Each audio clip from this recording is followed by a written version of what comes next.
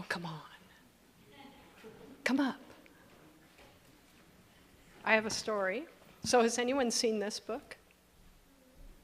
This, I believe, if I'm correct, so you guys aren't going to come up. The boys aren't going to come up. He's hiding. Oh, thank you. Okay, so if I'm correct, I believe that these were stories that were some of Ellen White's favorite stories, and she compiled them into a book, and they published it calling it Scrapbook Stories. So I wanted to tell you a story. I think I told this, but it's been a couple of years since I told it to you, and it's a really good story. So it's about a boy named Frank, and his dad owned the store in town.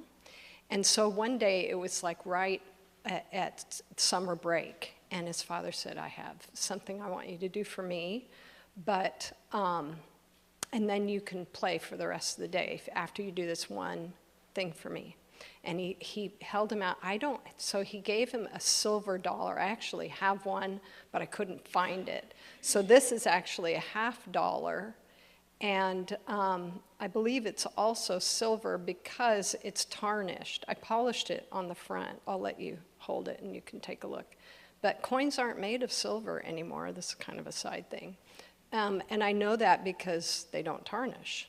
So if you look on the back, you'll see that it's kind of tarnished. It kind of turns brown. So that's why coins now have nickel in them so that they won't tarnish. But it actually, when you do polish it, it has a nicer shine. So this is a 50-cent piece, but his dad gave him a silver dollar, and after you look at it, you can pass it on.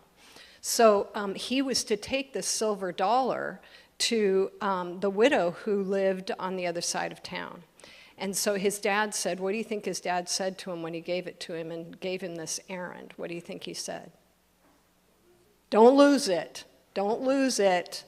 So he put it in his pocket, and he thought, okay, I'm going to go do my errand. So he had it in his pocket, and he went to do his errand, and he thought, I'm just going to stop. And I read this in a book about how you can whittle your own whistle out of a small stick. And so he'd come across these branches, and he thought, that's perfect. So he sat down on a log, and he took out his pocket knife, and he started to whittle a whistle. And he got it done, and it worked really great. And so he thought, okay, so now I need to go do my job that my dad gave me to do. So he got up, and he went to the widow's house, and he's getting close, and he checks his pocket. Oh, no. What do you think happened? It wasn't there. Oh, he was in a panic. And he started looking. He went back and retraced his steps, right? Because that's what you do when you lose something. You retrace your steps. He went back. He looked at the log. Couldn't find it anywhere. Oh, no. What did his dad tell him? Don't lose it. And he lost it. Now what is he going to do? He was afraid to go tell his dad. So he started walking towards town where his father's business was, and he saw over in the lot all of his friends playing. Well, what did his dad say he could do when he was finished? He could go play. So he thought, he was afraid to tell his dad. So he thought, I'm just going to go play with my friends and I'll deal with it later. So then he finished playing with his friends, and it was supper time. He came home, and supper was on the table, and he sat down, and they prayed, and they're eating their supper, and what do you think his dad asked him? Did you go deliver the coin like I asked you to?